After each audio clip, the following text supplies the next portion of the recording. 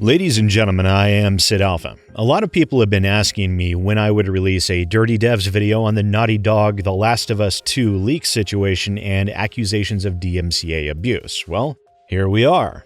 The reason this took longer than expected was due to there being a large amount of confusion in the terms of the legality in terms of copyright when it comes to leaks or unpublished works, which we'll get into later on in this video. This will be a spoiler-free video, and while I will be discussing the leaks in a broader sense, I won't be divulging any of the content of those leaks here.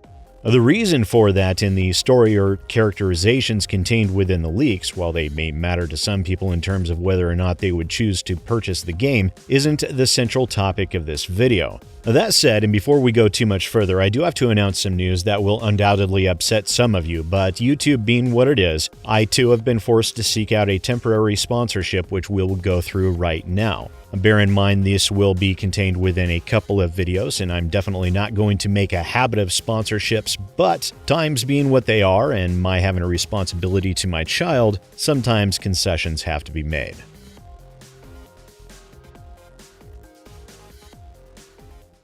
Yes, that's right, I went and got a sponsor because YouTube ad revenue is beyond garbage right now. Of course, I don't want to promote any sort of mobile game or any of that nonsense, so I chose to go with Ridge Wallet. These guys sent me my own Ridge wallet, which I chose the carbon fiber wallet because I'm a big fan of uniform branding, and I like it far more than I originally thought I would. The Ridge wallet is small, yet effective, with a sleek design that holds up to 12 cards plus room for your cash that can also easily fit in your front pocket. There are over 30 colors to choose from, plus they also sell phone cases, bags, and even a knife. And the Ridge team are so confident that you'll like these wallets, they're willing to allow you to test drive them for 45 days, which, if you don't love the wallet, simply send it back for a full refund. So get your Ridge wallet today with free worldwide shipping and returns by going to ridge.com/SidAlpha and use the code SidAlpha for 10% off your order. Link is in the description below.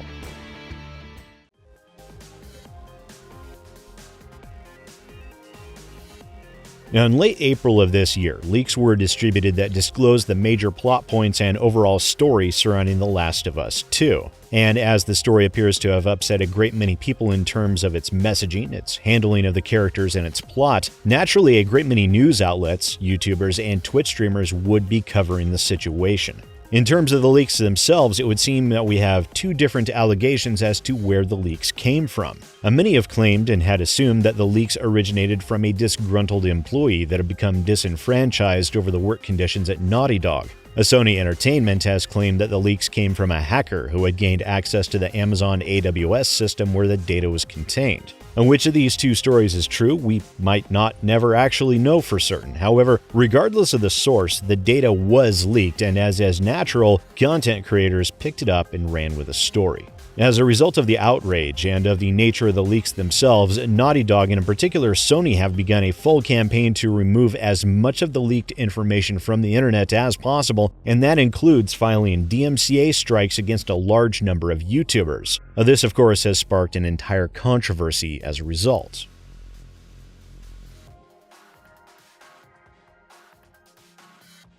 Copyright law and the DMCA itself is confusing even under the best of circumstances. The language contained within the DMCA, along with its safe harbor and fair use provisions, are loosely defined to say the least. The broad and interpretive language in many areas is done so deliberately in order to provide a basis for adapting to the ever-changing world as time goes by. The safe harbor provision of the DMCA requires online platforms such as YouTube, Twitch, Mixer, and website hosting platforms to provide a method or system by which infringing content can be subjected to a takedown notice. This can be sent via email, snail mail, telephone, fax, or web form submission. This allows copyright holders to have content that infringes on their copyright removed. It is a legal process, and it does require that the copyright holder consider fair use exemption, and it also requires that the copyright holder filing the takedown notice does so by stating that they have a good faith belief that the content is not fair use under penalty of perjury. However, this seems to have not stopped Sony Entertainment from filing a massive number of DMCA takedowns where in some instances it is claimed that even so much as talking about the content of the leaked information has resulted in a DMCA takedown being filed on those videos. And there have actually been a couple of different avenues in which these videos have been hit via the DMCA system. The first is a copyright takedown notice, which will result in the video's removal. YouTubers tend to refer to these as copyright strikes because of YouTube's own system where you receive a strike for such takedowns, and once you accrue 3 strikes within a specific period of time, your channel is then removed from the platform. Bear in mind that copyright strikes are different than DMCA takedowns. DMCA takedowns are a legal process, as I've already stated. The copyright strike system is internal to YouTube, and it is not a legal process, merely a result of that legal process being acted upon by YouTube. The other avenue is a copyright claim process, in which the copyright holder certifies that the content actually belongs to them, and they can then choose to have the content blocked from viewing either within a certain country or region, or in fact, they can also block that from being viewed worldwide. Now, many of these strikes people have noted as having come from Muso Limited and not Sony themselves, and many have either taken this to mean, or at the very least have heavily implied it to mean, that these DMCA strikes are being filed spuriously by an unknown third party and are in no way legitimate as a result of that. Angry Joe in a recent video alluded to this as well. Update on that video. It appears that Sony and Naughty Dog are not copyright claiming it. The company we discovered is called Muso Limited, that is going around and copyright claiming everybody, being complete assholes, abusing copyright on YouTube.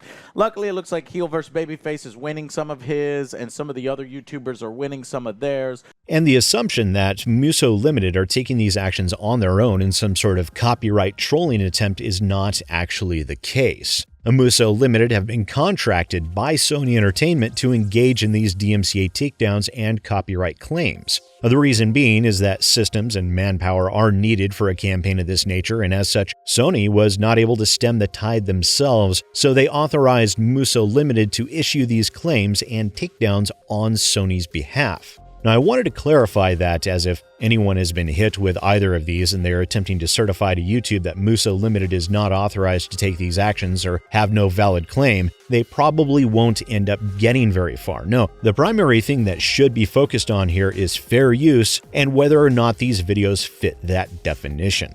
Of course, as many of these videos have been struck, I'm unable to view the content to make any sort of value judgment on whether or not fair use applies. And of course, I am not a lawyer, so nothing I say here constitutes any form of legal determination or legal advice. Just a little disclaimer there for everyone. Merely a layman's interpretation of what has been happening, if you will.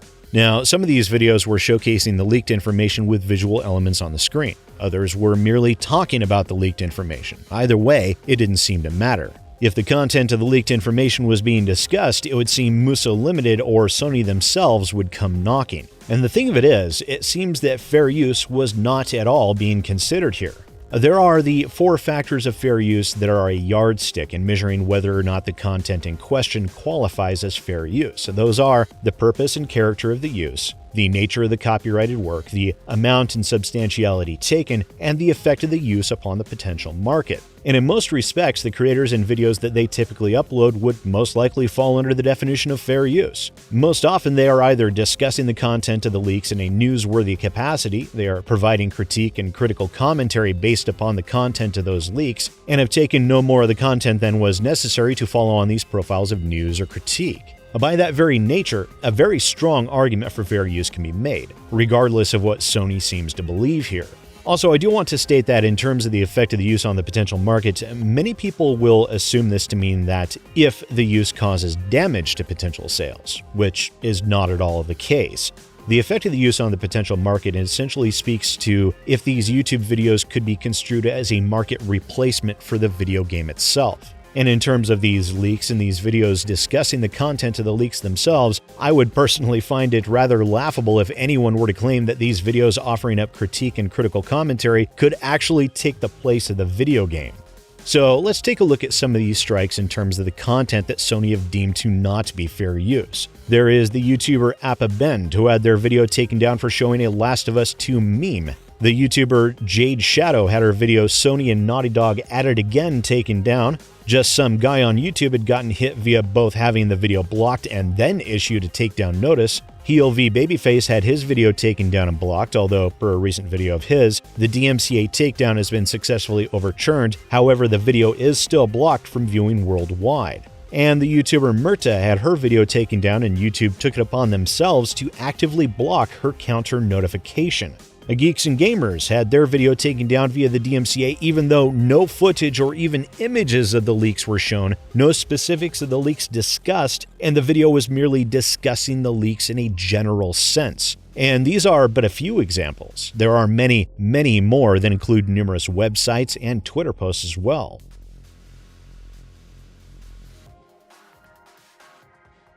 Now, many people, including some indie developers, have claimed that Sony is well within their rights to file these DMCA takedowns, citing that The Last of Us Part 2 is an unpublished work. Even I had initially assumed that. This follows along with the concept that, as this is an unpublished work, they have a legal right to first publication. Some people have even attempted to use the 1987 J.D. Salinger lawsuit as some form of legal precedent, somehow not realizing that several of the judgments made in that case were overturned 5 years later and an addendum was added to copyright law to cover that eventuality. Which, in terms of the publication of the material, they would be correct that Sony and Naughty Dog do own the rights to first publication. However, this being an unpublished work in no way eliminates the provision of fair use. In the 4 factors of fair use under the nature of the copyrighted work, it clearly states you will have a stronger case of fair use if you copy the material from a published work than an unpublished work. The scope of fair use is narrower for unpublished works because an author has the right to control the first public appearance of his or her expression. Note, it states a narrower scope, not a non-existent one. Even though this information is leaked, fair use can still be applied, which means if it is discussed in terms of its newsworthy content, if it is critique of the leaked information, if it is critical commentary, if it is educational and it meets the conditions of fair use, then it is fair use, and Sony has no business filing DMCA claims and DMCA takedowns of that content.